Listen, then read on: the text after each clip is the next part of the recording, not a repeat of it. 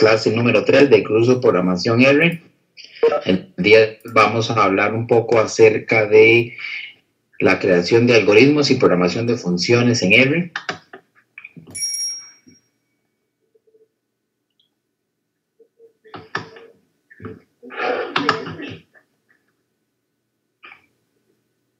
Muy bien. Hasta el momento, en la mayoría de ejercicios y en la mayoría de ejemplos que hemos realizado, hemos utilizado el lenguaje R y hemos utilizado sus funciones en que ya están prediseñadas, que ya están contenidas en el sistema o en el lenguaje de programación y que nos sirven para distintos propósitos, dependiendo de la tarea específica para la que la función fue desarrollada o fue creada. La idea de hoy es conocer un poco más cómo expandir el lenguaje, cómo poder crear nuestras propias funciones, de manera que podamos añadir nuevas funcionalidades, nuevos mecanismos de cálculo al lenguaje, al sistema, de acuerdo a nuestra necesidad. Para ello es importante conocer varios conceptos de programación. El primero quizás es el concepto de algoritmo. ¿Okay? Y por algoritmo en computación, en términos generales, no solamente en R, sino en general, por algoritmo se entiende una secuencia de pasos, la cual es finita, ¿okay? Que habitualmente tiene una entrada o varias entradas y genera una salida, ¿okay? Eso básicamente es la idea general de un algoritmo, ya sea un algoritmo que está programado en R o está programado en MATLAB, en Java, etc. Otro concepto relacionado es el concepto de función, y es justamente el diagrama que vemos acá. Básicamente una función es una encapsulación o un fragmento de programa o un fragmento de código que dice uno habitualmente, el cual tiene una o varias entradas, realiza un cálculo, un cómputo y genera una salida. El ejemplo más clásico de función, quizá con el que uno ha tenido contacto si nunca ha programado, es con una función matemática. Habitualmente una función matemática, no sé, la función elevar al cuadrado, la función raíz cuadrada, etcétera, le entra un valor, que es el valor a operar, y esta genera una salida, que es el resultante de ejecutar dicha operación, ya sea la elevada al cuadrado o la extracción de la raíz cuadrada.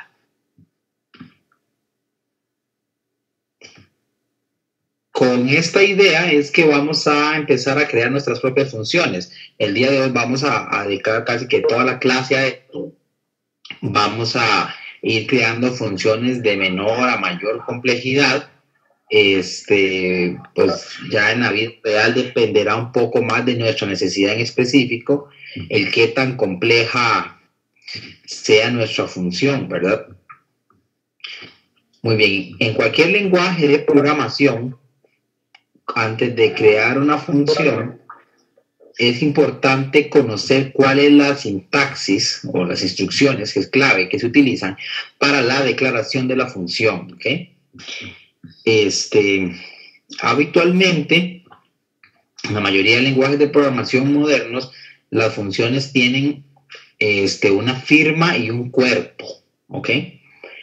La parte de la firma, que también se le conoce como encabezado, en el caso de R, es esta parte de acá, ¿ok?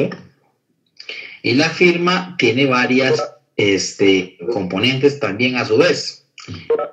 La firma de la función se compone de el nombre de la función, que es lo que uno va a utilizar para posteriormente hacer referencia y hacer uso de la función, el símbolo de igual o de asignación, la palabra reservada function, que se utiliza para declarar justamente, y el o los argumentos de entrada de la función especificados entre paréntesis y separado por comas cuando hay varios argumentos de entrada, ¿ok?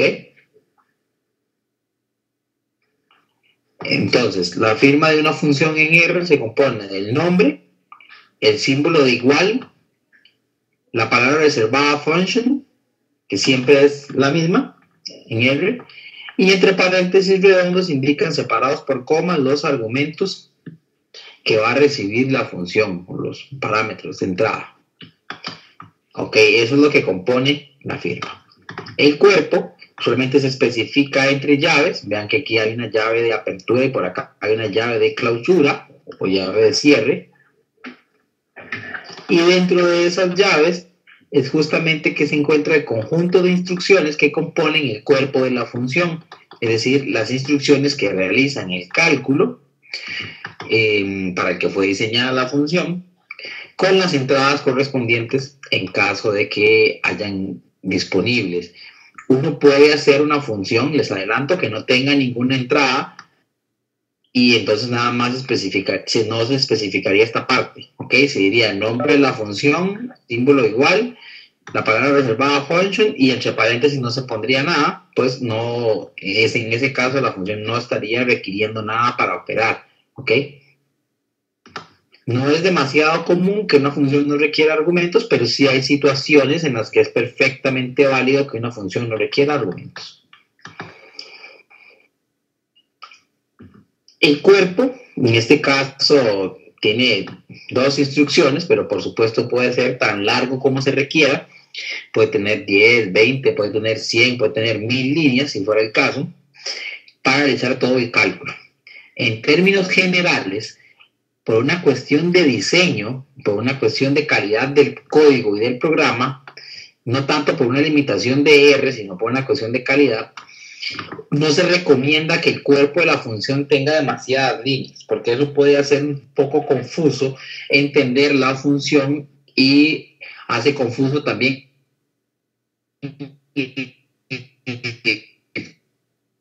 difícil las futuras o el mantenimiento de la función como tal.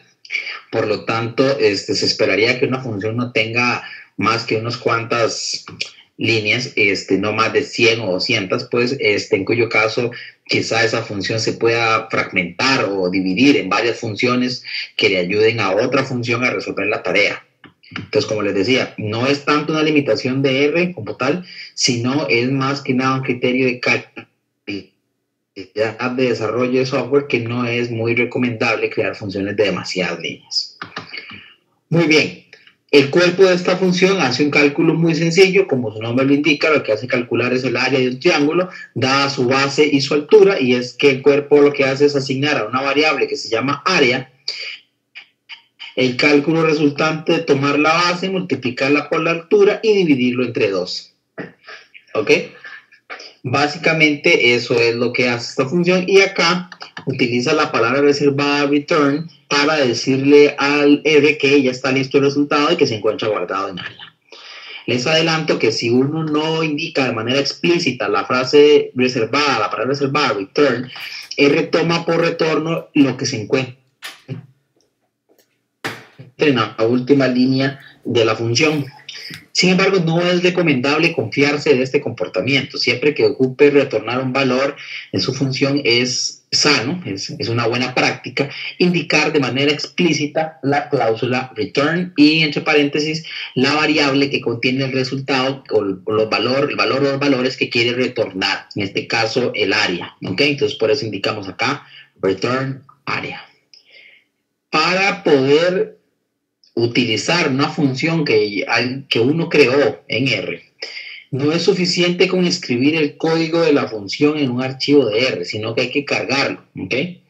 Y para cargar la función es muy sencillo, uno nada más marca el código y da clic en Control R o bien le da a ejecutar en el RStudio. Tiene que cargarse la función antes de poder utilizarla, porque si no, no va a ser posible que el sistema la reconozca. Entonces, por favor, cuando estén replicando los ejercicios o cuando estén realizando la tarea y crean funciones, además de indicar el código de un archivo de RStudio, un archivo de script de R o RStudio, por favor, cargar el código fuente de la función antes de utilizarla. Por acá tenemos consultas. nos indican que cuando se utiliza el símbolo de igual y cuando se utiliza el símbolo de doble igual en R. Sí es importante tener en cuenta que el símbolo de igual en R se utiliza para asignación de manera similar que el símbolo de la flecha, que es el de menor y un guión en el centro. ¿Ok? El símbolo congenerado por dos iguales lo que hace es comparar dos valores o dos grupos de valores. ¿Ok? Entonces, depende de lo que uno quiera hacer, va a usar un igual o dos iguales. Si yo quiero guardar un valor o asignar un valor o asignar algo, utilizo un igual o la flecha. Y si quiero comparar, utilizo el doble igual. Por acá nos indican que si siempre es necesario retornar una variable, se puede poner el cálculo. No, sí se puede poner el cálculo de manera directa, al igual que en la mayoría de lenguajes de programación. No es necesario que retorne una variable de manera estricta, porque en el fondo, cuando se realiza el cálculo, pues el sistema lo reemplaza directamente y lo envía por la salida de la función. Entonces, por acá, como les comentaba, no es necesario que sea una variable. Sin embargo, uno, por una cuestión de claridad, habitualmente, pues lo que hace es asignarlo en una variable. Muy bien. Una vez que tengo creada y cargada mi función, ¿okay? Repito, para cargar hay que marcar todo el código y en el RStudio y dar control R o darle ejecutar al fragmento de código donde está la función. Y una vez que está cargado, yo me puedo disponer a utilizar esa función de la misma manera en que utilizamos las funciones que ya vienen integradas con el R. Entonces vean qué interesante esta característica, porque esto me permite a mí expandir el lenguaje, expandir el sistema, creando mis propias funciones, ¿ok? Para los que vienen del área de informática y de computación, eso es algo completamente natural. Sin embargo, para la gente que quizás viene de otras áreas, hay otros lenguajes de programación o otras herramientas que no permiten la creación de funciones, no permiten expandir. Entonces, eso sí representa una ventaja bastante buena en R, ¿verdad? Que permita crear funciones. Ahora, para invocarla o utilizar la función, lo que yo hago es especificar el nombre. En este caso, la función creada se llama área triángulo, que lo que hace es calcular el área de un triángulo. Y le indico entre paréntesis los valores que voy a utilizar para cada uno de los parámetros. En este caso, voy a tomar un triángulo que tiene base 2 y altura 5. Entonces digo área triángulo 2,5. Esta coma lo que hace es separar el orden de los parámetros de entrada.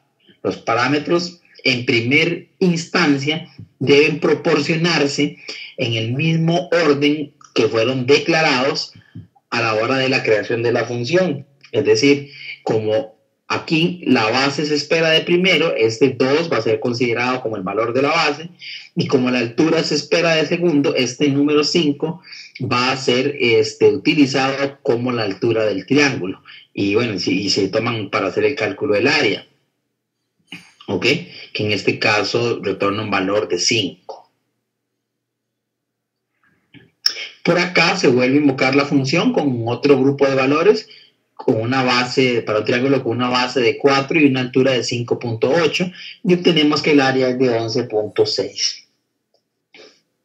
Es importante tener en cuenta que, como ya algunos se podrán haber dado cuenta, en R no es necesario declarar las variables con antelación, ¿ok?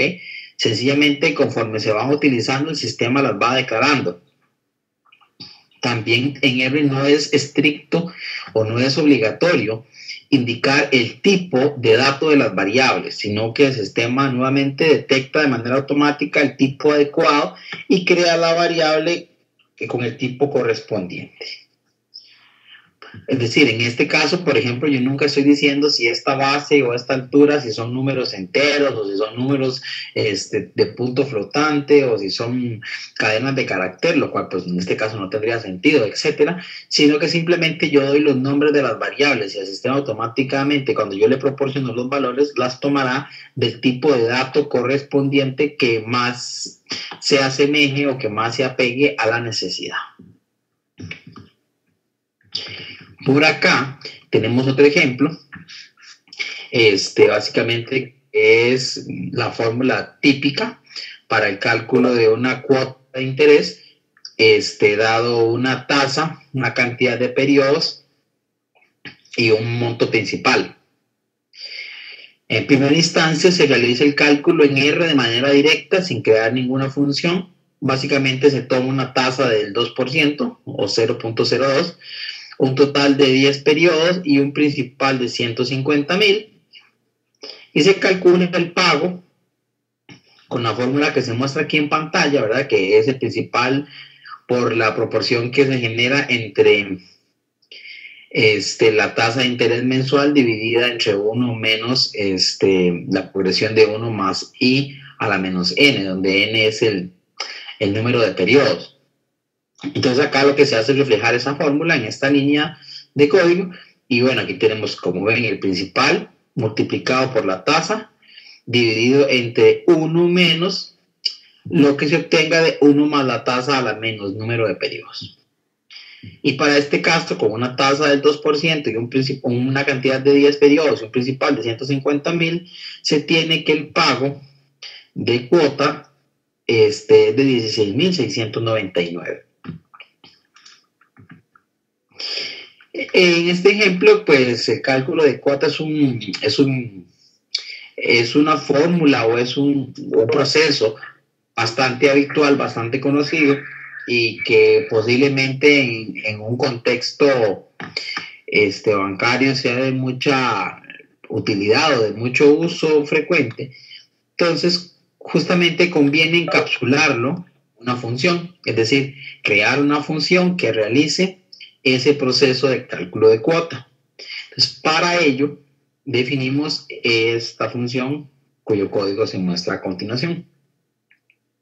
Vean que nuevamente esta función tiene una firma, que es esta primera línea, que se encuentra compuesta por el nombre de la función, que en este caso se llama calcula cuota, el símbolo de asignación, la palabra reservada function y los argumentos o parámetros de entrada. En este caso esta función recibe 3 cosas: la tasa de interés, la cantidad de periodos denominada como n y el principal. Posteriormente acá tenemos el cuerpo de la función, que es, al igual que en el ejercicio anterior, el conjunto de instrucciones que va a utilizar la función en términos de las entradas para hacer su cálculo. En este caso lo que hacemos es crear una variable que se llama pago y utilizamos esta misma fórmula que estaba acá arriba. No voy a volver a explicar, es la misma. Y cuando el pago está calculado le decimos a la función retorne el pago. Una vez que se encuentra escrito mi código de la función, hay que cargar la función en la memoria de R, que es marcando el código y dando control R, o bien dándole run o ejecutar, para que el código de la función se almacene en la memoria de la computadora, específicamente en el espacio de memoria de R, y sea reconocible desde las rutinas del programa y la podamos utilizar pues con facilidad. Una vez realizado esto, y si la carga fue exitosa de la función, ya podemos utilizarla. Entonces, por ejemplo, acá le decimos calcula cuota, le dimos una tasa del 2%, un total de 10 periodos y un monto principal de 150,000, y él nos responde con el resultado, que es el cálculo de la cuota, que es de 16,699, que, como podemos apreciar, es el mismo valor que obteníamos antes. Nuevamente la función se puede llamar cuantas veces sea necesaria. Aquí la estamos llamando nuevamente una segunda vez, con una tasa del 11% para un total de 340 periodos y un valor de 3,500,000, y nos retorna que el valor de la cuota es de 385,000. Por acá un ejemplo que calcula la hipotenusa de un triángulo rectángulo. Básicamente lo que utiliza es, recibe la medida de los dos catetos y calcula la hipotenusa utilizando el teorema de Pitágoras, y esta sería la raíz cuadrada de la suma de los catetos al cuadrado. se almacena en una variable que se llama HIP o IP y se retorna el resultado. Nuevamente, esta sería la firma de la función, que se compone del nombre, en este caso hipotenusa triángulo, la asignación, ¿ok? La palabra reservada function y los valores de entrada, en este caso son los dos catetos, el cateto 1 y el cateto 2. El cuerpo de la función, que es el cálculo que acabamos de escribir, y estaría lista la función para ser cargada en la memoria de R. Por acá nos hacen algunas preguntas. Vamos a ver, dice, en la firma de la función, ¿cuál es la diferencia entre asignarlo con el igual y asignarlo con flecha? No hay mucha diferencia. La verdad es que la mayoría de gente utiliza el operador de flecha y el operador de igual de manera indistinta. Para efectos del curso podemos utilizar cualquiera de los dos. También nos preguntan para acá que cómo se borran las funciones guardadas y que si se borran al cerrar el RStudio. Las funciones que se encuentran en la memoria del programa se pueden borrar utilizando la función rm, que es la misma que utilizamos para borrar variables. Si cerramos el RStudio, desde luego todas las variables y también todas las funciones que se encuentren cargadas en memoria se van a vaciar o se van a salir o borrar de la memoria. También nos preguntan por acá que si se puede reemplazar volviéndolas a cargar, lo que uno llama cayéndoles encima. Sí, la respuesta es que sí. Yo puedo crear esta función hipotenusa triángulo con este cuerpo y estas entradas y posteriormente hacerle alguna modificación y volverla a cargar y él la va a reemplazar. Lo único es que además de cambiar el código, sí debo marcarlo y volverlo a subir a memoria, ya sea con control R o con run, para poderlas actualizar. También nos pregunta don John por acá que cómo hace para guardarlas de manera que no se borre. Lo que uno tiene que hacer es, uno puede guardar el código, es decir, estas instrucciones las puede poner en un archivo de R y guardarlas, pero siempre que las vaya a utilizar la primera vez tiene que cargarlas, ¿ok?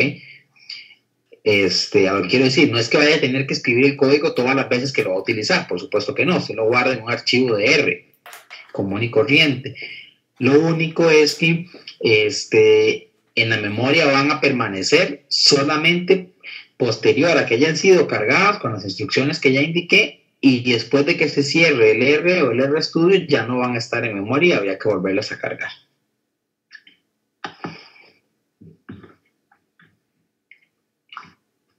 Uno puede hacer, digamos, que las funciones se carguen de manera más automática sin tener que estar marcando el código. Eso lo vamos a ver después. Hay una instrucción que se llama source, como fuente en inglés, por los que quieren ir buscándolo o ya lo conocen, que me permite cargar a memoria todo lo que se encuentre en un archivo .r. Entonces, esa es una forma también de cargar una o varias funciones de manera automática, pero de todos modos siempre hay que cargarlo. Muy bien, por acá se utiliza la función de la hipotenusa del triángulo, indicando catetos de longitud 2 y 5. Y aquí me muestra el valor de la hipotenusa. Por acá la vuelvo a invocar, indicando valores de catetos 4 y 5.8 y me retorna el valor de la hipotenusa para ese triángulo rectángulo. Y por ahí preguntaban que si uno podía retornar directamente. Aquí viene mi ejemplo. Vean que acá no estamos generando una variable para el resultado, sino que lo estamos indicando de manera directa en el return. ¿Ok? Estamos indicando de manera directa que retorne la raíz cuadrada del primer cateto al cuadrado más el segundo cateto al cuadrado, que básicamente es el mismo cálculo que hacíamos anteriormente, pero sin utilizar la variable intermedia que me almacenaba el valor de la hipotenusa. Y en su lugar lo estamos retornando de manera directa. Ok. Y bueno, aquí se está volviendo a invocar pues para ver que da los mismos resultados. Como podemos ver, cuando se invoca con catetos 2 y 5, da 5.38, igual que en el ejercicio anterior, a como cuando se invoca con catetos de 4 y 5.8, tiene 7.046, igual que en el anterior. Y es que tiene sentido porque básicamente esas dos funciones son equivalentes. hacen lo mismo. Por acá tenemos otra función que lo que hace es convertir de grados centígrados a grados Fahrenheit. Entonces tenemos la firma, el nombre de la función es Fahrenheit, el operador de asignación, ¿ok? La palabra reservada function y el argumento de entrada, que en este caso es un valor que se le llamó n y que hace referencia a los grados centígrados que tengo, y el valor que va a retornar hace referencia a la conversión a grados Fahrenheit, que en este caso pues la fórmula que se está utilizando para conversión es 32 más 1.8 por la cantidad de grados centígrados. Entonces, por ejemplo, acá tenemos que Fahrenheit de 6, es decir, si tomo 6 grados centígrados y los convierto a Fahrenheit, obtengo este valor de 42.8. A como si tomo Fahrenheit de 29 grados centígrados, obtendría 84.2.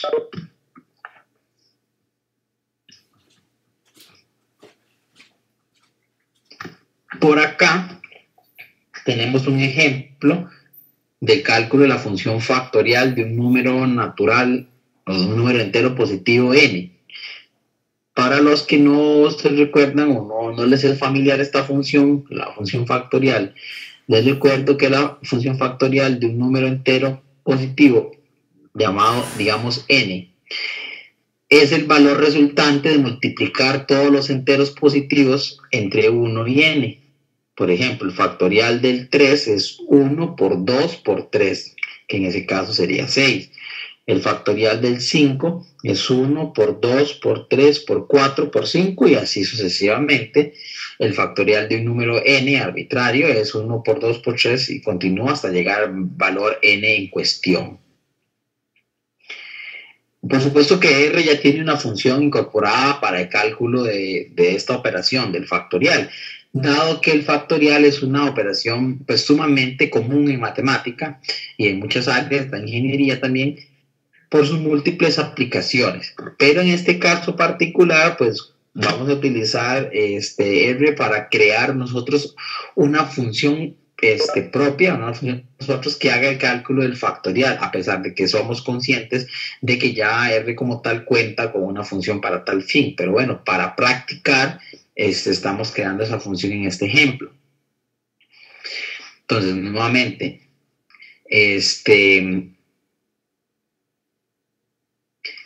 voy a declarar la función, indico el nombre, el operador de asignación y indico entre paréntesis el argumento, en este caso es un número entero n, y el cuerpo se define de la siguiente manera. Creo una función que se llama FACT o fact de factorial y le asigno el resultado del producto de los números del 1 hasta el n. Vean que acá estoy usando la función prod, que es una función de producto o multiplicatoria, que también le llaman en algunos lugares, y le indico un vector de valores. En este caso le estoy indicando el vector de los valores enteros que van desde 1 hasta el n que el usuario indicó. Ese valor lo guardo en esta variable y lo retorno. Entonces, de esta forma, factorial de 9 es el conjunto de valores del 1 al 9, multiplicados entre sí, o sea, 1 por 2, por 3, por 4, por 5, por 6, por 7, por 8, por 9, y nos da 362.880.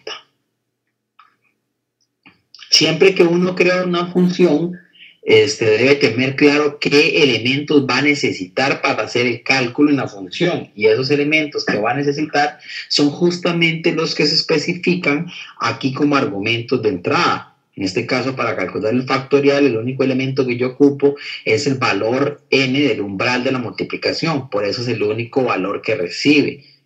¿Ok?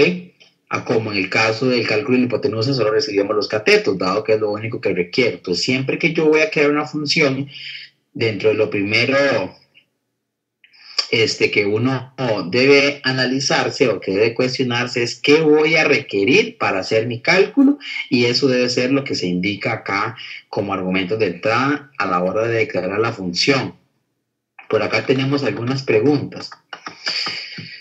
Por acá, don Luis Enríquez nos pregunta que cómo puede incluir en una función una variación para asegurarse que los parámetros sean mayor que cero.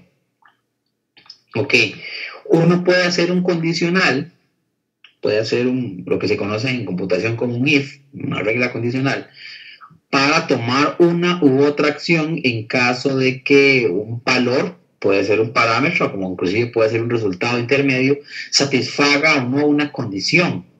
En este caso, la condición que usted desea es la condición de ser mayor que cero o ser positivo. Entonces uno podría hacer una regla de ese tipo. Más adelante en la clase de hoy vamos a ver poco sobre condicionales, if. Entonces tal vez por ahí le quede un poco más claro. Pero básicamente, a manera general, lo que habría que hacer en la función es incluir una regla de validación mediante un if en el cual se especifique pues que si es mayor que cero el cálculo se haga y si no pues no se haga.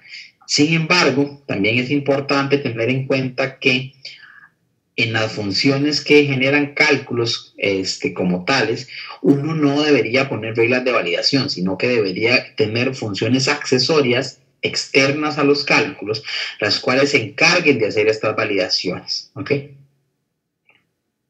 Por acá, Juan Diego Rojas nos pregunta que en RStudio cuando marca un bloque y le doy a ejecutar no me funciona. Solo me ejecuta las instrucciones de uno en uno. Ya ahorita vamos a hacerlo directamente en R para que les quede un poquito más claro qué es lo que tienen que hacer.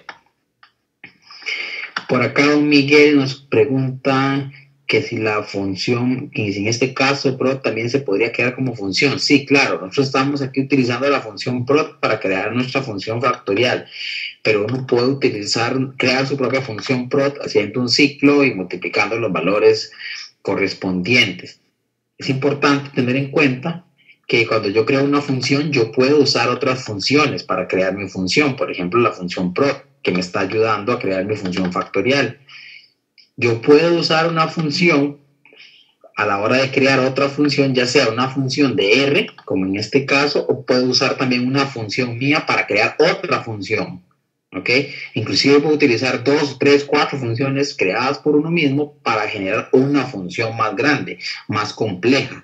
La combinación de funciones es perfectamente válida. Por acá, don Luis Enríquez nos pregunta que si se pueden hacer funciones recursivas en R, como el factorial recursivo. La respuesta es que sí, ¿ok?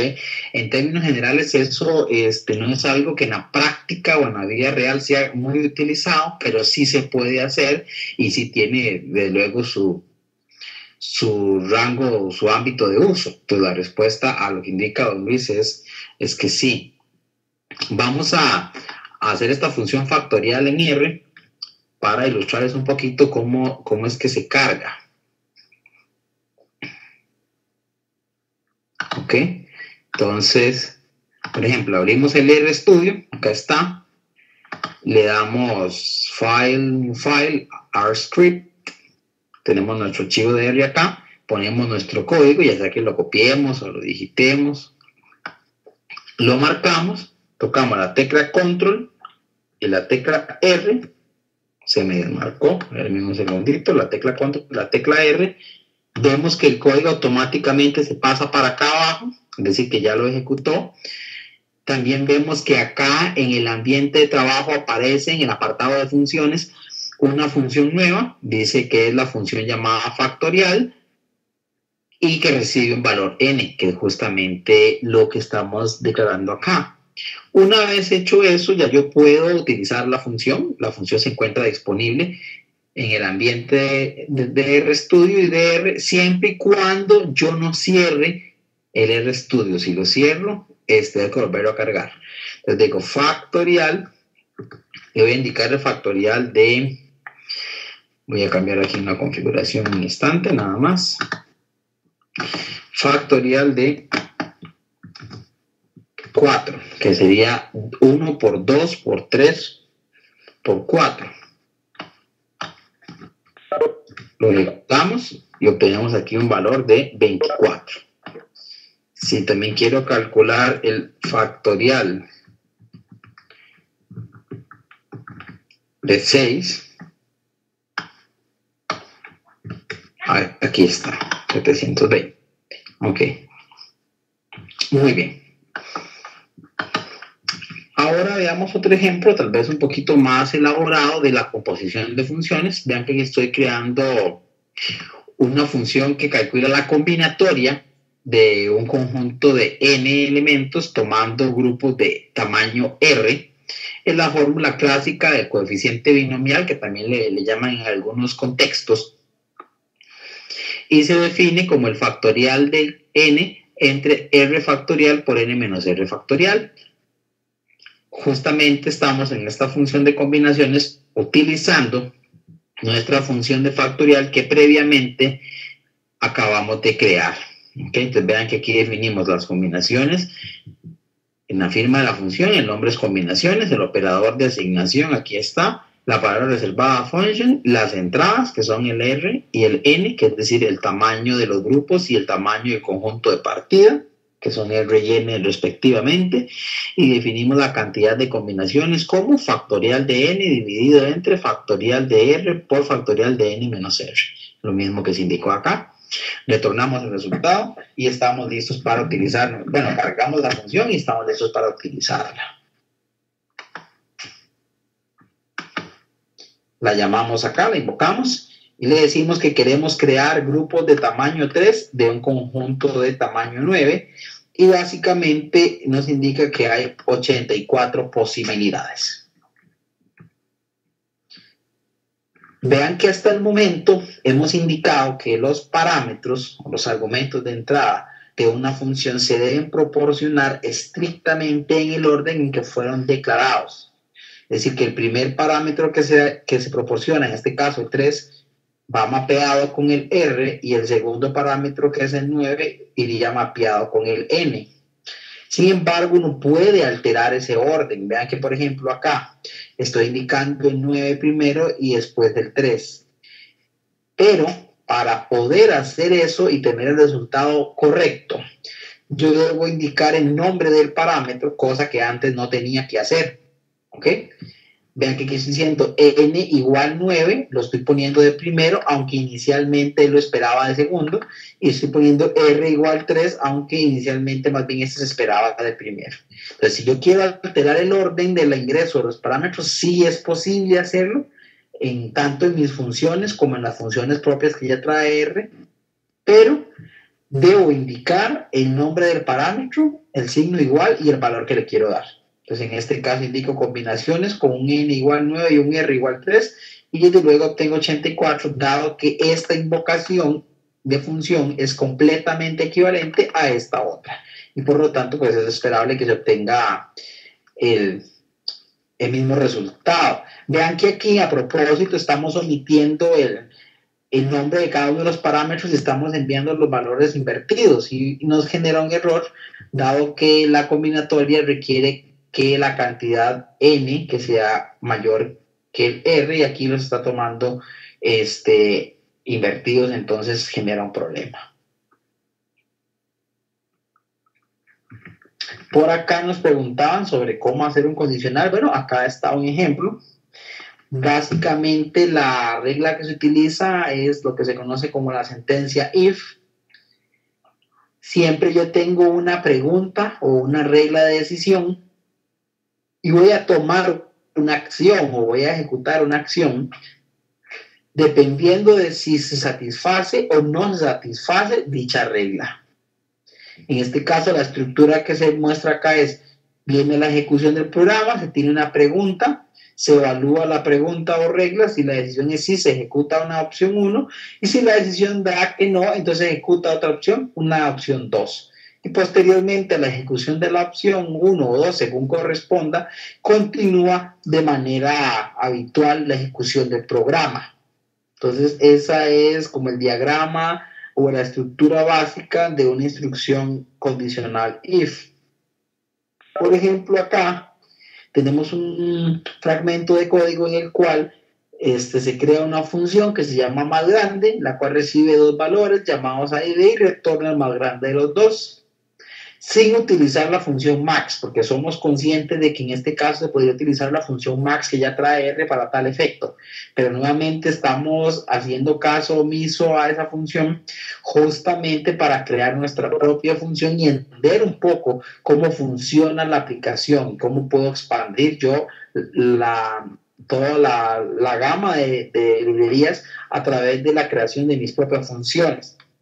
En este caso se está haciendo una evaluación de regla y se dice que si sucede que el primer valor, es decir, A, sea superior al segundo, entonces retorna indicando que A es el más grande. Y en otro caso, es decir, en el caso que no se dé esto, ya que se indica esta cláusula else, se indica que el valor más grande es el otro, es decir, B. Entonces, volvamos a ver aquí, vean que hay una regla de decisión, hay una acción a ejecutar, dependiendo de si se satisface la regla o no. Si sí se satisface la regla, la opción a ejecutar es este return A, es decir, indicamos que A es el más grande. Pero si sucediera lo contrario, es decir, que no se satisfaga la regla, indicamos lo que está marcado en este bloque y es básicamente retornar mencionando que el valor B es el valor más grande. Por ejemplo, acá estamos llamando a la función más grande para que nos diga quién es mayor, si pi o el número 3. Naturalmente, como sabemos que pi es 3.14, etcétera, va a ser más grande que 3. Entonces lo invocamos y aquí nos lanza que, pues, que pi es el valor más grande de los dos valores proporcionados, por supuesto. Acá otro ejemplo de una función que lo que hace es calcular el valor absoluto de un número x. Si recordamos, la función valor absoluto lo que hace básicamente es darnos el valor mismo que entró en el caso de que dicho valor sea positivo, o bien darnos el valor con el signo cambiado en caso de que el valor que ingresó sea negativo. Entonces, en este caso se muestra este diagrama en el cual se tiene un valor x y se hace un análisis para ver si el valor es menor o no que 0. En caso de que el valor no sea menor que 0, pues simplemente el valor absoluto es el número mismo y se retorna. Pero en caso de que sí se dé que el valor en cuestión sea menor a 0, lo que se hace es cambiarle el signo, por eso se le pone ese menos ahí y se asigna R y se retorna. Ya escribiendo esto en código R, básicamente lo que hace es esta parte de acá. Se declara la firma de la función con el nombre, el operador de asignación, la palabra reservada function y el valor a empezar, en este caso se le llamó x, y se aplica un if, como les comentaba, se dice if x menor que 0, es decir, en el caso de que x sea negativo, asigne a r, al valor r, a la variable r, el inverso de x en el sentido aditivo, es decir, menos x, y en caso contrario, es decir, en caso de que no se satisfaga que x sea negativo, retorne el x, almacene en R el X tal cual y por último retorne. Y bueno, aquí un par de ejemplos de uso de la función valor absoluto, donde calculamos el valor absoluto de 3 y se obtiene que es el mismo 3, y acá calculamos el valor absoluto de menos 6 y se obtiene que es 6. Para entender un poquito cómo es que R me dio esos resultados, por ejemplo, evaluémoslo así. Acá está ingresando este 3, entonces x en la función va a valer 3.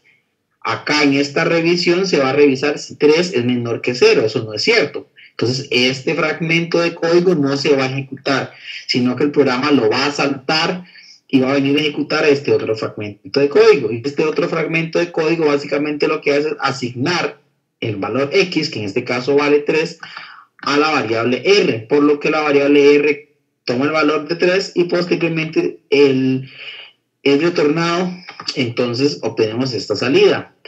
Para este otro caso, cuando el valor de entrada es menos 6, entonces el valor de x es tomado como menos 6. Esta evaluación se leería que si menos 6 es menor que 0, lo cual es cierto, entonces en R, en la variable R, se asignaría el inverso aditivo de menos 6, que es menos 6, es decir, 6. Este fragmento no se ejecuta porque esto es un condicional y la ejecución de un bloque de código en un if es excluyente. Se ejecuta un bloque o se ejecuta el otro, pero no se ejecutan ambos, ¿ok? En algunos casos puede ser que no se ejecute ninguno, ya dependerá de cómo estén planteadas las reglas. pero en general los dos bloques o los tres bloques, porque como vamos a ver pueden haber más de dos, no van a ejecutarse de manera simultánea. Entonces tomamos aquí el menos 6, es decir, 6, lo almacenamos en hierro y lo retornamos, y por eso el valor absoluto de menos 6 acá nos retorna 6, que es justamente lo que uno esperaría que retorne si la función se encuentra correcta. Acá se muestra otro ejemplo de una función que se encarga de determinar, dado un par ordenado x, y, indicar el cuadrante donde se encuentra el punto, es decir, si se encuentra en el primer cuadrante, en el segundo cuadrante, en el tercer cuadrante o en el cuarto cuadrante. Y acá se muestra el diagrama con la lógica para determinar en cuál cuadrante se encuentra, que básicamente lo que hace es leer los dos valores del par ordenado, x e y determinar si uno es positivo y el otro no, o si uno es negativo y el otro no, o si los dos son positivos o si los dos son negativos, para saber, utilizando esta ley de signos que se muestra acá, de que si ambos son positivos, entonces están en el primer cuadrante, o que si ambos son negativos, están en el tercer cuadrante, o que si el primero es negativo y el segundo es positivo, están en el segundo, o si por el contrario el primero es positivo y el segundo es negativo, entonces estamos en el cuarto cuadrante. Eso dependerá, desde luego, de los valores proporcionados. Y acá, pues desde luego tenemos el código R que hace dicho cálculo. Entonces se le pregunta en qué cuadrante está el valor menos 6, 1 y él indica en el cuadrante 2.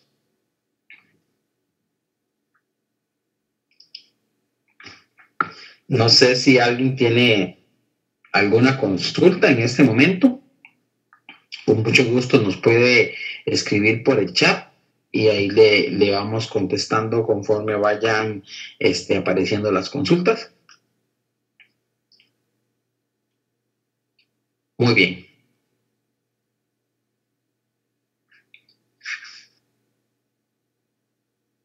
Por acá nos consultan que cómo se guía el símbolo de las llaves. ¿A qué se refiere Nérida exactamente con guiarse? Uno habitualmente lo que hace es inmediatamente después de que termina de declarar el nombre de la función y sus argumentos, debe de poner la llave y después del return debe cerrar la llave, ¿ok? Es decir, esa es la posición correcta que deben tener las llaves en la creación de la función. Inmediatamente después de la firma e inmediatamente después del return, o sea, para la clausura, la apertura y la clausura del cuerpo de la función.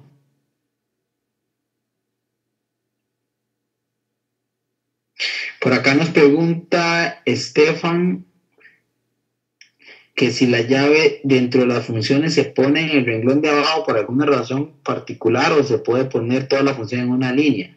Eso es indiferente.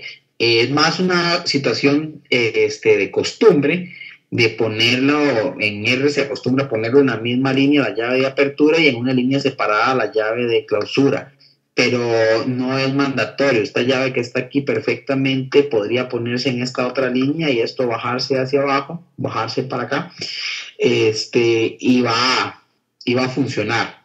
Entonces es una cuestión más de estilo o digamos de estética, si se le quiere llamar de alguna manera, y no tanto una cuestión de restricción del lenguaje. Excelente, con mucho gusto. Muy bien. Por acá se está creando una función que hace lo siguiente. Calcula la correlación entre dos vectores X e Y si se indica una opción que se llama plotear o graficar, entonces también va a dibujar, y si no, no se dibujaría nada. Nuevamente la firma de la función, los valores que se van a recibir, X, y el valor plotear. Vean aquí esta particularidad. Esto es nuevo en este momento para nosotros, y es que se está indicando ese plotear equals false, ¿ok? Y en ese momento básicamente lo que se está es indicando que de manera predeterminada ese parámetro debería tomar el valor de false, es decir, que si el usuario no indica ningún valor para dicho parámetro, él va a tomar o va a asumir por valor predeterminado el valor false o falso, como quieran llamarlo. Si el usuario indica un valor para plotear, pues desde luego que va a tomar el valor que indicó el usuario, que es el que va a predominar. Pero en caso de que no se indique valor alguno para ese parámetro, lo que el sistema va a hacer es tomar ese que se indica ahí. Es decir, esa es la forma de indicar valores default a cada uno de los parámetros.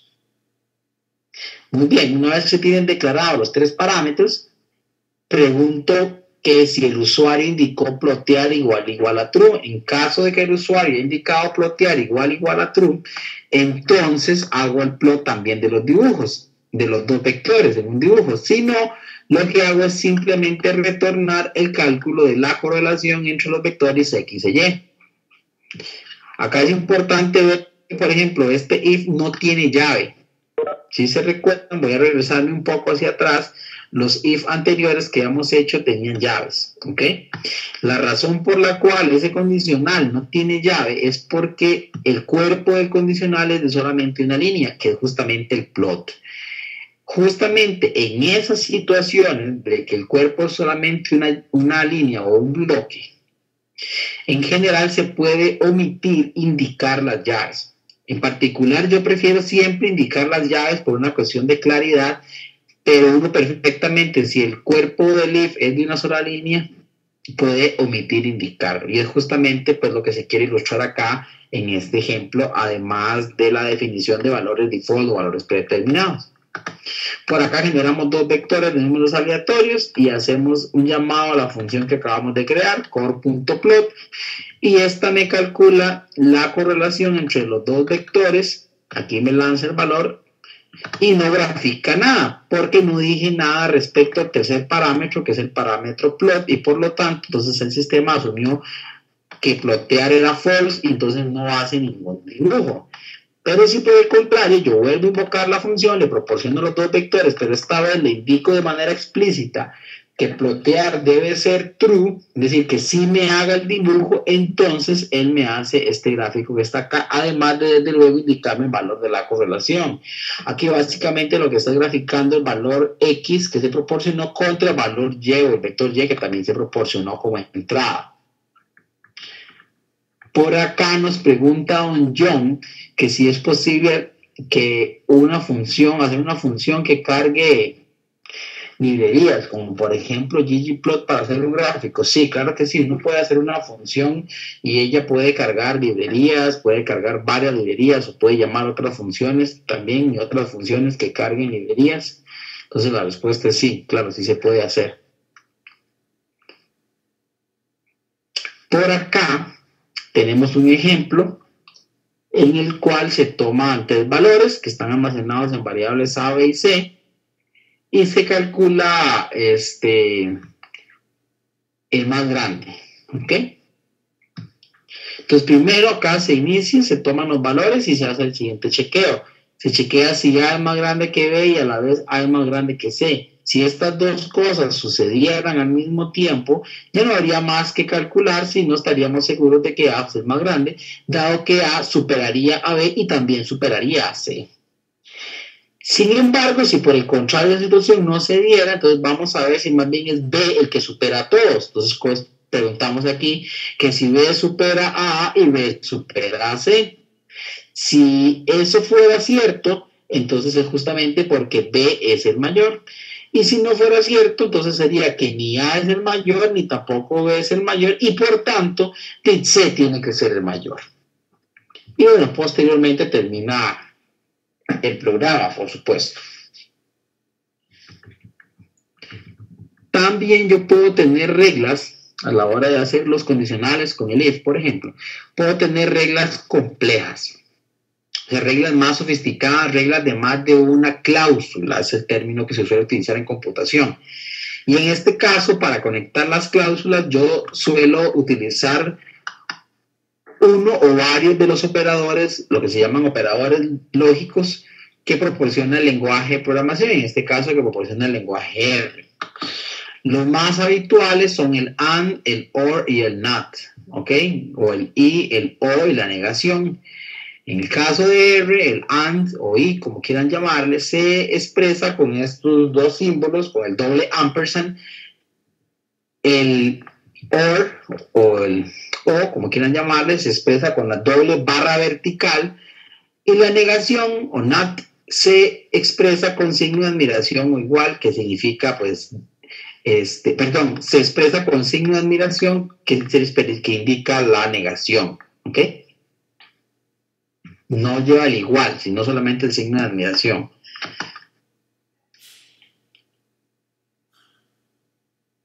Muy bien.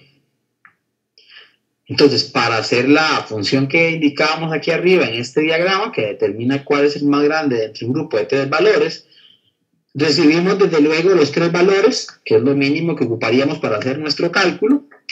Preguntamos que si sucede que A sea mayor que B y a la misma vez A sea mayor que C, en cuyo caso diríamos que A es el más grande, por eso lo retornamos. Si lo anterior no se da, entonces else, cuestionamos o medimos, evaluamos si B es mayor que A y a la misma vez mayor que C, en cuyo caso, de ser cierto, B sería el más grande, entonces lo retornaríamos. Y por último, si no se dio ni que A fuera el más grande ni B fuera el más grande, tiene que ser porque C es el más grande. ¿Ok? Entonces vean pues la lógica, desde luego acá, para encontrar el valor más grande de un grupo de 3. Acá llamamos la función y le indicamos que nos diga, por favor, quién es el mayor entre 9, 0 y 2. Y nos indica que desde luego 9. Por acá le preguntamos que quién es el mayor entre 0, menos 6 y menos 3. Y nos indica desde luego que el 0. Pues los otros dos son negativos. Y por acá le preguntamos quién es el mayor entre el 1, el 2 y el 2. Y nos indica que el 2. Hasta el momento hemos visto un poco acerca de cómo se realiza la creación de funciones en R. Hemos visto que una función en R se compone básicamente de 2 grandes partes, la firma y el cuerpo, que la firma tiene varias componentes, básicamente son el nombre de la función, el operador de asignación, la palabra reservada function y los parámetros de entrada en caso de que corresponda. Recordar también que las funciones pueden retornar algún valor o grupo de valores y eso se hace mediante la instrucción return. ¿Ok? Como también podría ser que la función no retorne nada, eso ya dependerá del contexto y de mi necesidad en el problema específico que esté trabajando y por el cual esté creando la función. Acá tenemos otra instrucción nueva que vamos a conocer hoy y es la instrucción for, ¿ok? Lo que se conoce también como ciclo for. Y es que esta instrucción se utiliza para generar repetición, ¿ok? Para que se ejecute un grupo de instrucciones que se encuentran dentro de un bloque, se ejecuten repetidas veces, una tras otra, ¿verdad? Durante cierta cantidad predefinida de veces o de pasos, ¿ok? La sintaxis habitual del for en R es la siguiente. Se dice la palabra reservada for, se indica una variable, la palabra reservada in y se indica un vector. Y posteriormente se indica todo un cuerpo, conjunto de instrucciones cuerpo, que son las instrucciones que se van a ir ejecutando una y otra vez para cada uno de los elementos que se encuentran en el vector, tantas veces como elementos hay en el vector en cuestión. Por ejemplo, acá estoy declarando un vector de 10 elementos tomados aleatorios. Entonces, acá digo lo siguiente, yo lo que voy a hacer es, en este caso, un ejemplo muy sencillo, simplemente imprimir en la consola cada uno de los valores aleatorios que se generaron previamente en esta ejecución. Entonces digo, for, hago una variable que va a ir evaluándose en cada entrada del vector, en este caso le llamé x, entonces indico for x in y digo el vector, en este caso el vector es el vector de números aleatorios, entonces digo que se llama aleatorios, entonces digo for x in aleatorios, y en el cuerpo del for, que está delimitado por llaves, al igual que el cuerpo de un if, por ejemplo, indico las operaciones y en este caso la operación que quiero hacer es muy simple, simplemente es mostrar el vector, es decir, hacer un print de cada uno de los elementos. Y acá podemos observar las salidas obtenidas. Si queremos calcular la raíz cuadrada, por ejemplo, a los valores del 1 al 10, hacemos un for x en el vector de elementos del 1 al 10, realice lo siguiente y básicamente es imprimir la raíz cuadrada de x. Entonces eso nos va a hacer no tomar los valores enteros en el rango de 1 a 10 y los va a ir evaluando uno a uno en el cuerpo. Entonces primero va a ser la impresión de raíz cuadrada de 1, después raíz cuadrada de 2, después raíz cuadrada de 3, raíz cuadrada de 4, que es 2, la raíz de 5, 6, 7, 8, 9 y 10, ¿ok? Y bueno, aquí se muestran abajo, desde luego, los valores resultantes o las salidas, como quieran llamarlo. Acá, un ejemplo similar, pero para la raíz cuadrada, usando el comando cat para concatenar. Entonces vean que aquí se va armando un mensaje. Dice para x igual a, y no indico un valor fijo, sino indico el valor de la variable que se va evaluando aquí. Le digo para x igual a, y el valor de aquí que va a ser en un paso va a ser 1, después va a ser 2, después va a ser 3, etc. Y después digo la frase, la raíz cuadrada es, y calculo su raíz cuadrada, de manera que se lea como se muestra aquí abajo, ¿verdad? Que para x igual a 1, la raíz cuadrada es 1. Para x igual a 2, su raíz cuadrada es 1.41. Para la x igual a 3, su raíz cuadrada es 1.73, etc. Vean que lo que se va a hacer es evaluar este cuerpo del ciclo, este cuerpo del for, tomando x en una primera instancia como el primer valor de este vector, que sería el 1, en una segunda instancia lo tomaría como el valor 2, después como el valor 3 y por último como el valor 10, y iría haciendo todas esas veces este cálculo que se muestra acá, que justamente es mostrar este mensaje personalizado.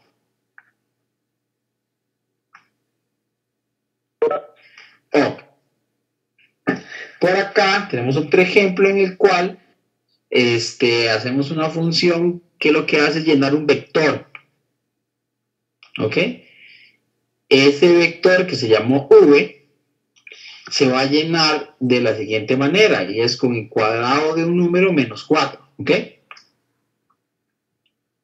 Entonces vamos a ver, ¿qué ocupo para hacer eso? Ocupo saber,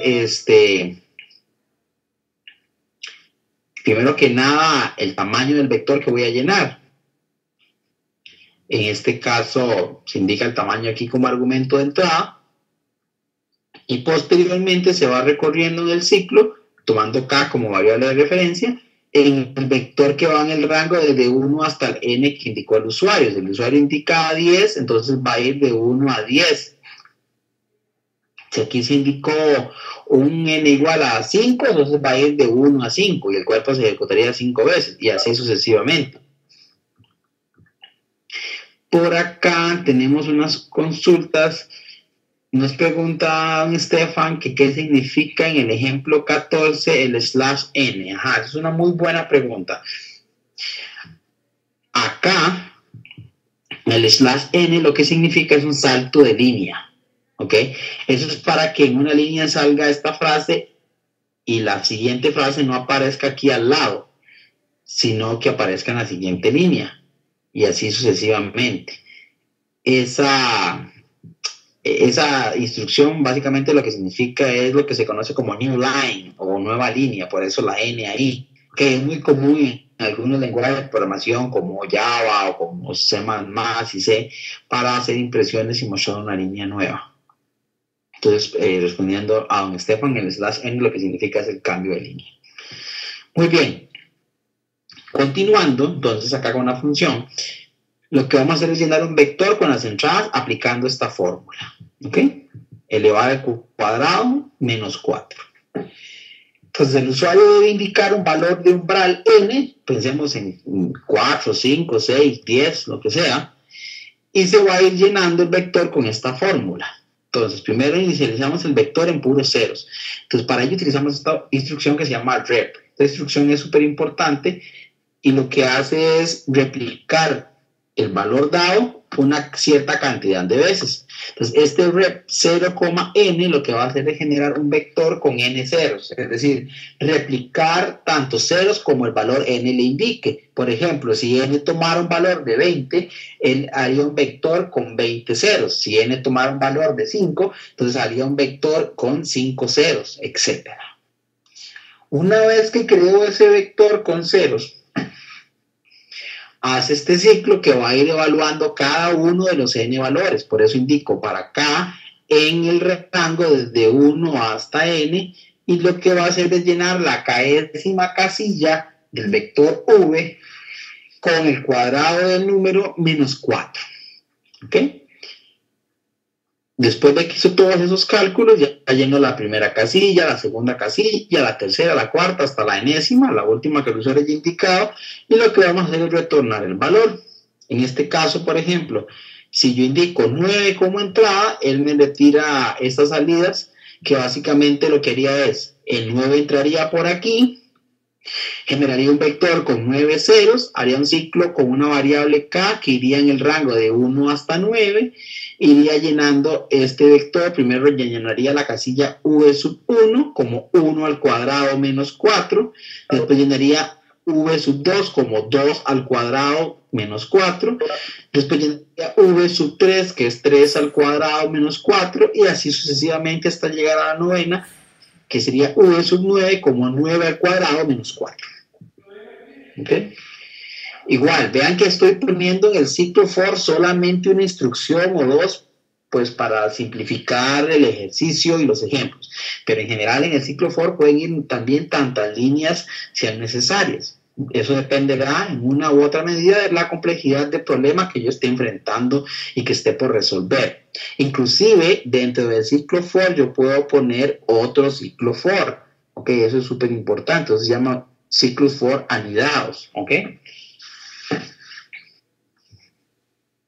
Por acá vuelvo a llamar la función con un valor de 35. Bueno, lo que hace es evaluar siempre la misma fórmula, pero esta vez evalúa el 1, el 2, el 3, el 4 hasta llegar al 35.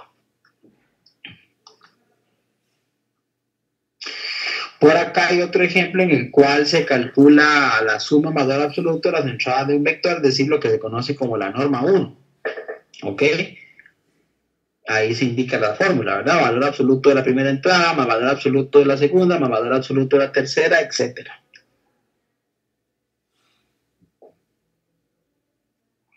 Acá, entonces se define una función que se llama norma1.f, se indica que es una función, inicializo una variable suma en 0 y hago un ciclo que va a ir desde 1 hasta el largo del vector que se proporciona, y lo que va a ir diciendo es acumulando en suma el valor absoluto del elemento y décimo del vector. ¿Ok? En este caso, por ejemplo, si yo indico un vector con el 4, el menos 7, el 2 y el 1 y lo envío como parámetro a esta función, y lo que va a hacer es decir, bueno, primero que nada aquí entra el vector que indicado, que tiene el 4, menos 7, el 2 y el 1, genera esta variable suma inicializada en 0, va a ser un ciclo que va a contar con una variable y que va a evaluarse en el rango hasta tantos elementos tenga v. En este caso v tiene 1, 2, 3, 4 elementos, entonces va a ir del 1 al 4, y en el primer paso va a decir que la suma va a ser lo que la suma tenía, que es 0, más valor absoluto del primer número, es decir, valor absoluto de 4, es decir, 4. Va a dar otra vuelta y va a decir, ahora la suma va a ser igual a la suma que había anterior, que es decir, 4, más valor absoluto de menos 7. Valor absoluto de menos 7 es 7. Entonces va a ser 7 más 4, que es 11, lo almacena, viene y da otra vuelta. ¿Ok? Ahora dice a lo que había en suma, que es decir, 11, le suma el valor absoluto de 2, el valor absoluto de 2 es 2, ¿ok? Entonces hace 11 más 2, que eso da 13, y por último le suma valor absoluto de 1, que es 1, entonces le da 13, le suma 1 y da 14 y retorna 14, que es justamente el resultado que tenemos acá. Y bueno, por acá se crea un vector también de varios números y se le envía a dicha función. Vean que se puede llamar, como les decía, tantas veces sea necesario, y si se invoca de manera adecuada la función, pues va a responder.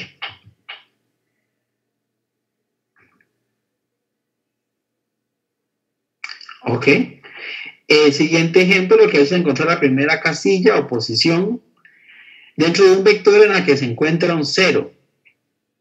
¿Ok? Este ejercicio se puede hacer de muchas formas. Acá se muestra una de ellas. Es una de las formas más simples, tal vez no es la más eficiente, ni mucho menos, pero sí es una forma simple de calcular, de encontrar si el vector tiene un 0 o no.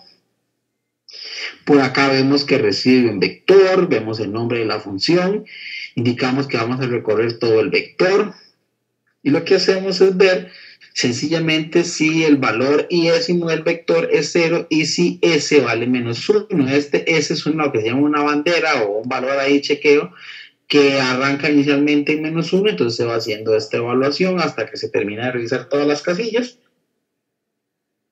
Si en algún momento se encontró algún valor de 0, entonces s ya ha cambiado su valor, entonces estamos listos, y si no, quiere decir que no hubo ningún 0, entonces mandamos este mensaje.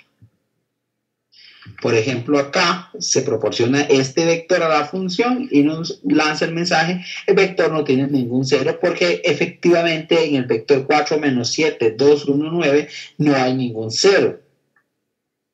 Por otro lado, en el vector que se proporciona en la segunda invocación, que es el que tiene las entradas 4 menos 7, 2, 0, 9, 98, 0, 9 menos 1, nos retorna 4 porque 4 es la posición en la que está el primer 0. Posición 1, posición 2, posición 3, posición 4. Entonces está correcto. Miren que por aquí anda otro 0. ¿Ok? En la posición 7, si no me equivoco. Pero él no reporta ese porque justamente esta función lo que se encarga es de reportar el primer 0 que encontró, no todos los ceros o el último 0, que serían tareas distintas.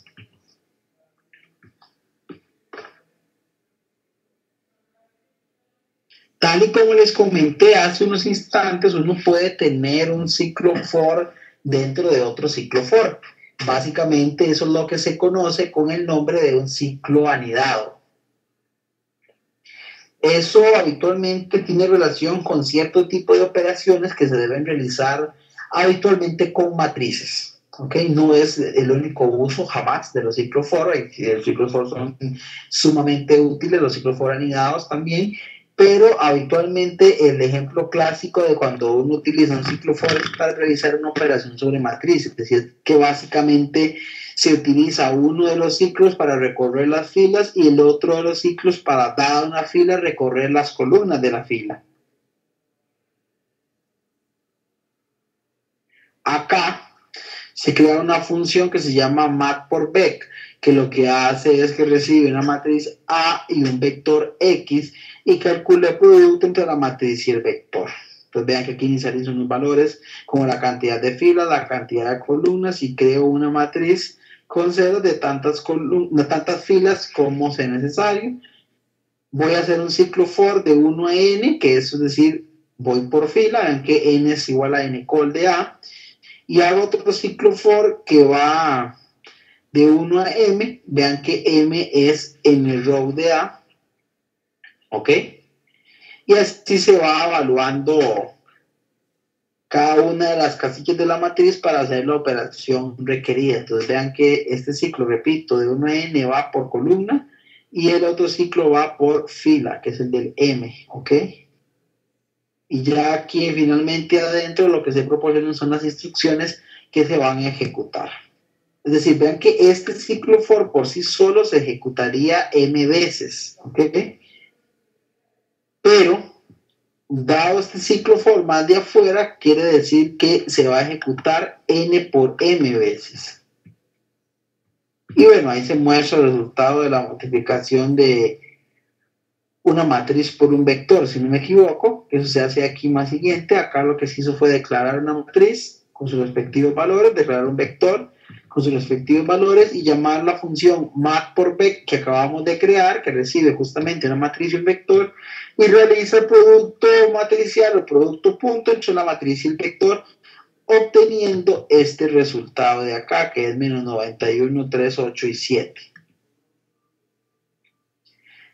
Ahora, desde luego que la multiplicación de matrices es una operación estadística o más bien una operación matemática ampliamente utilizada en todas las áreas, ¿verdad? Entonces, desde luego R incluye una función misma encargada de hacer esta operación.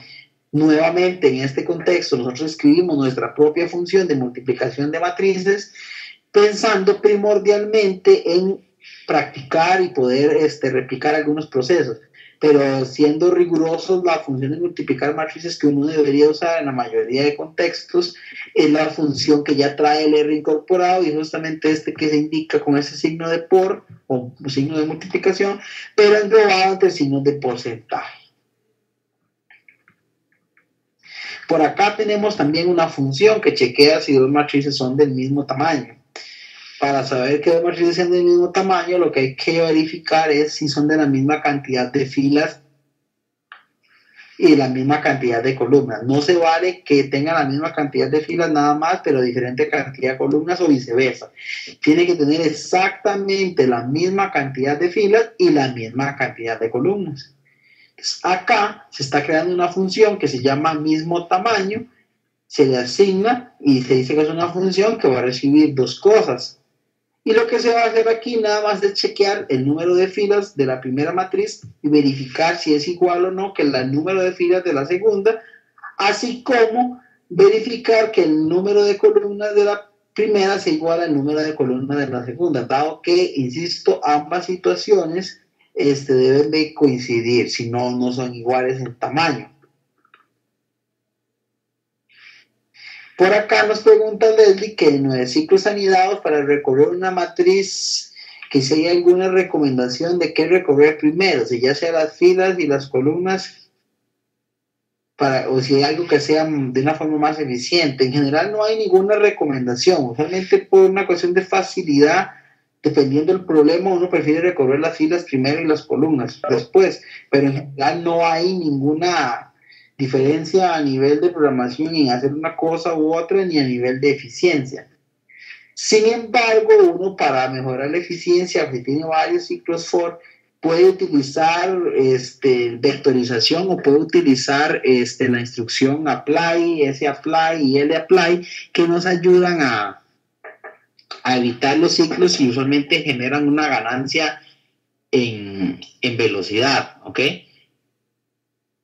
Pero respondiendo puntualmente la pregunta de Leslie, la respuesta es no hay ninguna predilección de recorrer primero filas o recorrer primero columnas y ninguna de las dos cosas va a ser más eficiente que la otra, van a ser básicamente equivalentes. Sin embargo, dependiendo del problema, podría ser que le quede más fácil empezar las filas o las columnas, ya eso es muy circunstancial.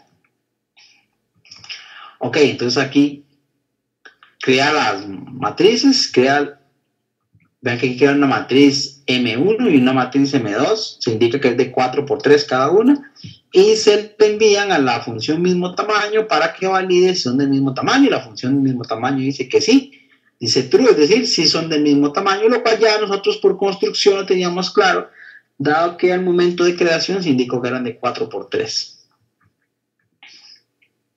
¿Ok? Por acá otro chequeo, que se envía una matriz M3 que es de 3×3 junto con una matriz M1 que es de 4×3 y se le pregunta que son del mismo tamaño y por supuesto la respuesta es que no.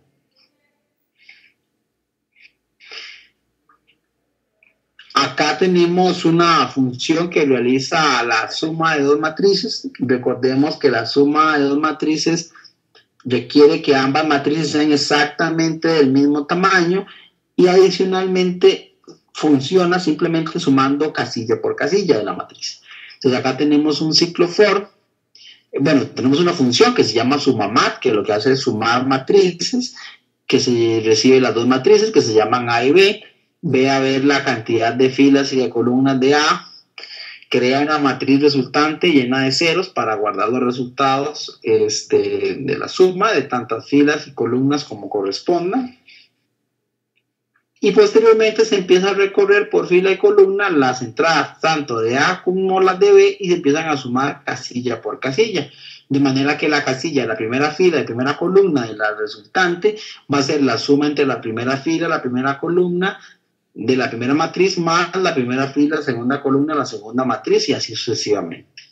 hasta haber recorrido por completo todas las filas y todas las columnas de la matriz, en cuyo caso tendríamos ya la matriz suma resultante. Acá se crean dos matrices, M1 y M2, de 4 por 3, con estos valores que se muestran acá. Y se pregunta que si las matrices son del mismo tamaño, que si son del mismo tamaño, entonces que las sumen. Como si son del mismo tamaño, M1 y M2, que son de 4 por 3, entonces el sistema las suma de la manera que les dije. Entonces vean qué interesante. Este 2 del conjunto de resultado es lo que se obtuvo de sumar 2 con 0, queda 2. Menos 8 más 1, menos 7, que es este que está acá. Menos 23, menos 6, menos 29, que es este que está acá. Para la siguiente fila se tendría 3 más 0, entonces se obtiene 3. 2 más 2 se obtiene 4, y así sucesivamente.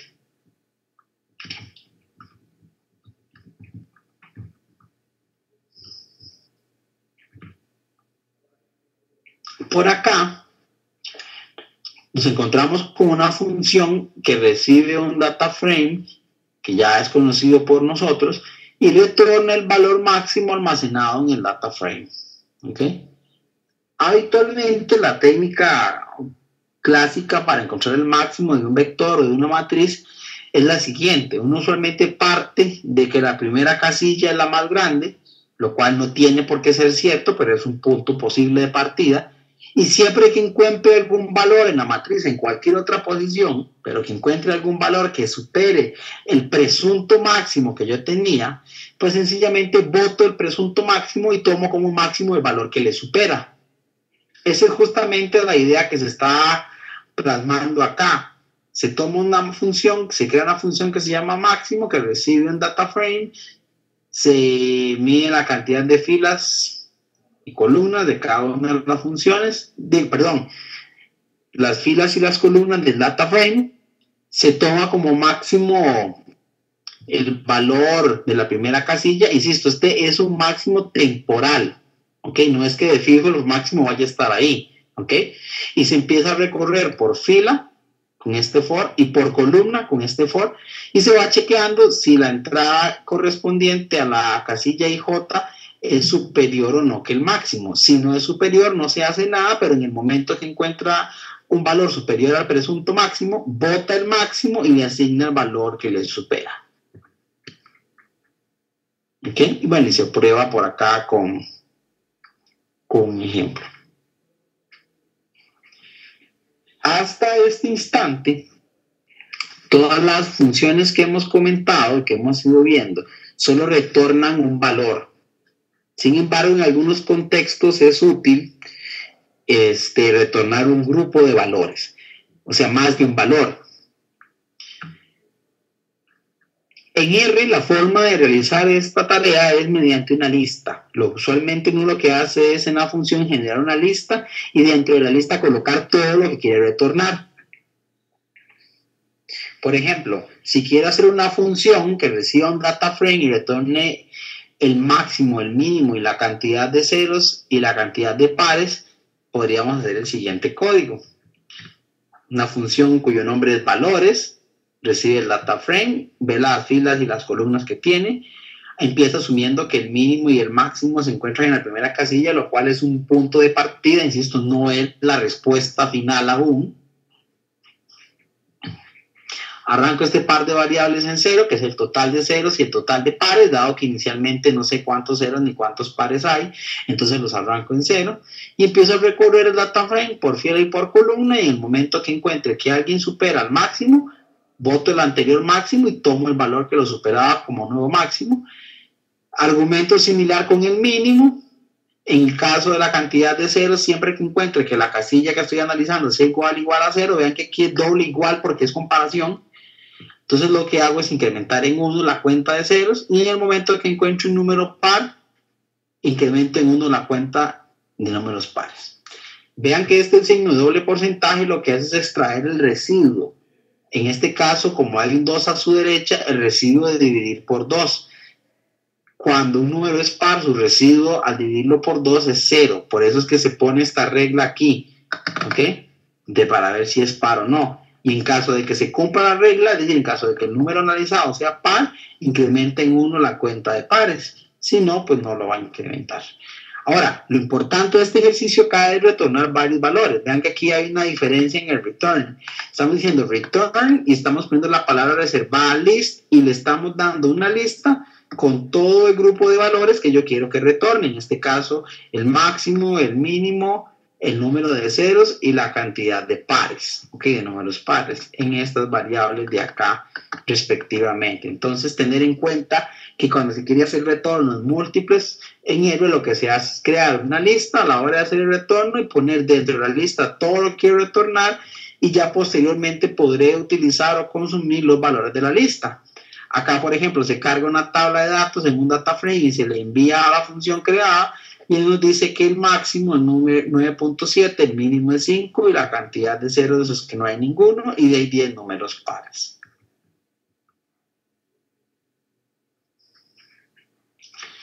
Esta es muy similar, solamente que retorna la media, la mediana, la desviación estándar, la varianza, el máximo y el mínimo. Entonces calcula todos los indicadores solicitados sobre el data frame en la columna en cuestión y hace una lista con todos los resultados que le interesan. Es lo mismo que les comentaba ahora, simplemente que con otros indicadores.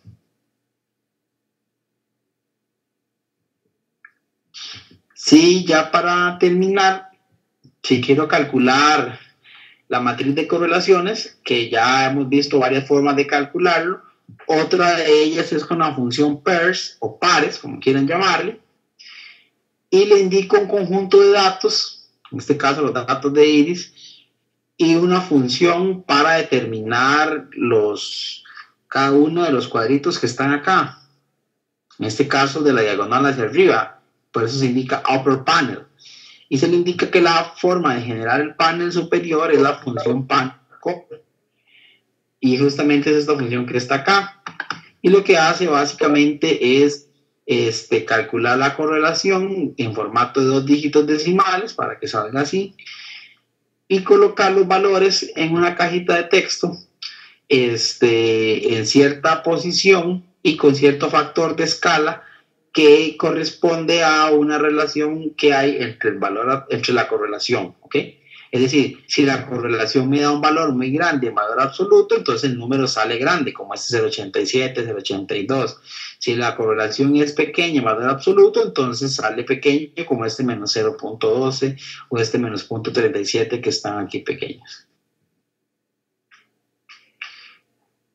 Entonces vean que también para esta función de calcular la correlación podemos utilizar una función propia de nosotros que se combina con la función pairs y hace este gráfico que está bastante interesante. No sé si alguien tiene alguna consulta. Recordarles que el aula virtual se encuentra habilitada con la unidad 3, la semana 3, con todo el material. Se encuentra ahí publicado este documento que vimos ahorita. También se encuentran los archivos de datos que se utilizaron en la presentación y que se van a ocupar en la tarea. Tal vez valga la pena ver la tarea, el enunciado de la tarea.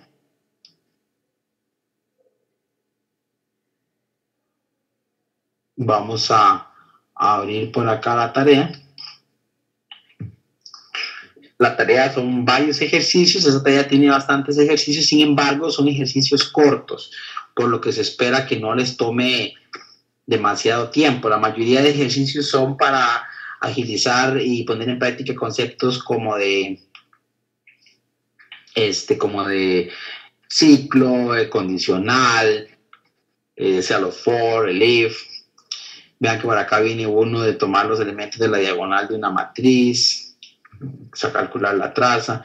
Vienen unos ejercicios con data frame, vienen unos ejercicios con la función apply, que hay que investigar un poquito para que funcione, aunque básicamente lo que hace es evaluar repetidamente una fórmula o otra función que se le proporcione sobre las entradas o las columnas o las filas de una matriz. Y bueno, por aquí viene un código el cual tienen que entender y ejecutar y explicar un poco qué es lo que hace, pues con el fin de que también cuenten con la habilidad de entender programas hechos por otras personas. Eso es una característica importante, dado que en la vida real no siempre uno crea sus propios códigos. Muchas veces uno tiene que expandir un código que hizo un compañero o que hizo otra persona en el trabajo, y entonces siempre es bueno entender, aprender a leer un programa que no fue creado por uno.